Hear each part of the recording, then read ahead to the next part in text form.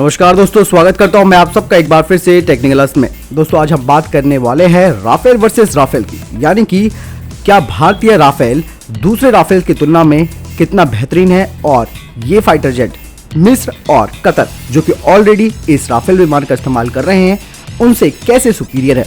भारत जहां एक तरफ पाकिस्तान और चीन जो कि आयरन ब्रदर्स के नाम से जाने जाते हैं, इन दोनों की वजह से जो क्षेत्र में अस्थिरता पैदा हो रखी है उससे लड़ने के लिए भारत ने अपने आप को मजबूत करने के प्रयास किए हैं और ऐसे में भारत में राफेल का आना इन दोनों देशों के माथे पर बल डालने जैसा है। भारतीय वायुसेना जो कि मल्टी रोल कॉम्बैट एयरक्राफ्ट के तहत नए लड़ाकू विमानों को हासिल करने के लिए अरबों डॉलर का सौदा कर रही है, जिसमें बोइंग ने F/A-18 super hornet, US F-16 और इसके साथ ही यूरोफाइटर टाइफून, रूस का MiG-35, स्वीडन का ग्रिपेन आदि कई जेट हैं जिन्होंने भारत की इस डील में अपना इंटरेस्ट दिखाया। हालांकि भारत का ये विचार है कि वो आने वाले समय में ही राफेल को चुनेगा। ऐसा क्यों है, इसके पीछे जो मेन वजह है वो आप आज समझेंगे। भारत ने जब राफेल खरीदे तो कहीं ना कहीं इन सभी कंपनियों को एक झटका लगा। भारतीय राफेल दूसरों की तुलना में बेहतरीन क्यों है। 4.5 जनरेशन वाला राफेल जो कि मिस्र और कतर में भी तैनात है, ये इनको एयर सिक्योरिटी प्रदान करता है और इस फाइटर जेट का प्रभावशाली इतिहास रहा है और जिसकी वजह से इन दो देशों ने राफेल को खरीदा है। Indian bureau of American financial and business news website के मुताबिक फ्रांस ने भारतीय वायुसेना के द्वारा निर्धारित आवश्यकताओं के अनुसार राफेल में काफी सारे परिवर्तन किए हैं और इन फाइटर जेट्स को भारत की विशेष जरूरतों को पूरा करने के लिए अत्याधुनिक और अनुकूलित बनाया गया है। बिजनेस इंसाइडर की रिपोर्ट में कहा गया है कि helmet mounted site and targeting system, जिससे पायलट काफी लाभ उठा सकता है और यह हथियारों को बिजली की गति से दाग सकता है। वहीं अगर बात करते हैं इजिप्ट यानी कि मिस्र की, जो कि पूर्वोत्तर अफ्रीका और मध्य पूर्व को जोड़ने वाले क्षेत्र पर बैठता है, अनिवार्य रूप से एक गर्म रेगिस्तानी जलवायु से निपटता है। लेकिन भारत का जो मौसम है वो अलग अलग तरीके का है, जहां एक तरफ हिमालय है तो दूसरी तरफ थार रेगिस्तान जैसे विविधता वाले क्षेत्र हैं। चीन और पाकिस्तान दोनों के साथ ही भारत की अस्थिर सीमाओं के साथ ही लद्दाख और कश्मीर के क्षेत्र में सब जीरो टेम्परेचर के साथ फ्रांस को भारतीय लड़ाकू जेट विमानों के लिए कुछ अतिरिक्त चीजें इसमें जोड़ना था, जो कि अन्य राफेल्स में नहीं है, चाहे वो मिस्र के राफेल और कतर के राफेल क्यों ना हो। इंडियन एयरफोर्स के लिए विशेष रूप से इन फाइटर जेट्स को बनाया गया है। राफेल जेट में कोल्ड इंजन स्टार्ट क्षमता, जो कि इसे हाई एल्टीट्यूड जैसे कि लेह में उड़ने की मजबूत क्षमता प्रदान करती है। इसके अलावा radar warning receiver, flight data recorder जो कि डेटा को 10 घंटे तक स्टोरेज करके रख सकता है।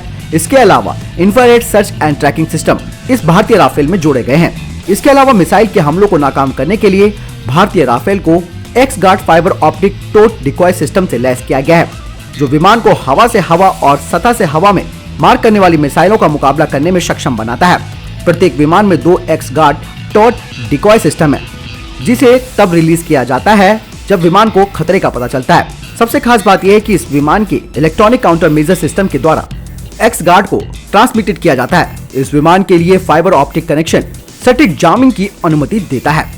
एक और खास बात जो कि भारतीय राफेल को इजिप्ट और कतर के विमानों से अलग बनाती है वो है इसमें कई आवश्यकताओं को और जोड़ा गया है।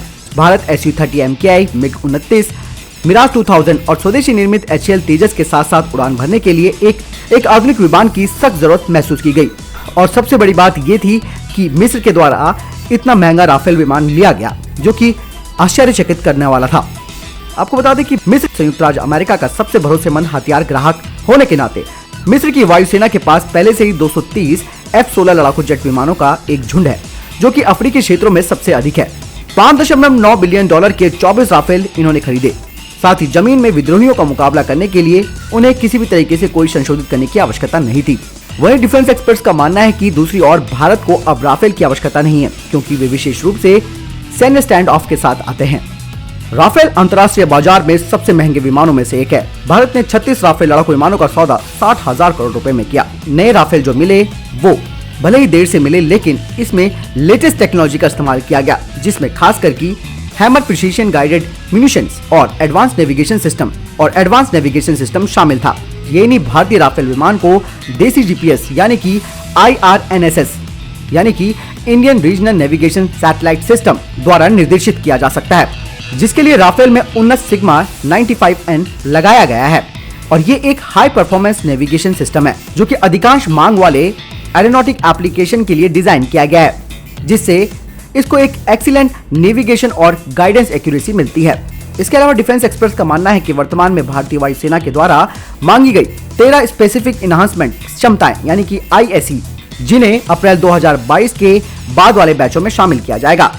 डसॉल्ट के अधिकारियों के मुताबिक 36वें जेट की डिलीवरी के बाद पहले 35 विमानों को भारत में डसॉल्ट एविएशन के द्वारा एक महीने में 7 विमानों की दर से संशोधित किया जाएगा, ताकि सभी 36 विमान सितंबर 2022 तक एक ही क्षमता से लैस हो जाएं। तो दोस्तों, आपने जाना कि किस तरीके से भारतीय राफेल दूसरे राफेल से काफी ज्यादा घातक और काफी ज्यादा एडवांस है, और यही वजह है कि भारतीय एयरफोर्स ने इसे अपने मौसम के हिसाब से, अपनी जरूरतों के हिसाब से अत्यधिक लेटेस्ट प्रणाली का इस्तेमाल करवाया है। तो दोस्तों, क्या भारत को और राफेल जेट्स खरीदने की जरूरत है इन सभी क्षमताओं को देखते हुए, या फिर भारत को बजट पर ध्यान रखते हुए दूसरे लड़ाकू विमानों का अधिग्रहण करने के बारे में सोचना चाहिए? आप जरूर हमें कमेंट सेक्शन में लिखकर बताएं। इस वीडियो के लिए इतना ही, मिलता हूं नए वीडियो के साथ, तब तक के लिए जय हिंद, जय भारत।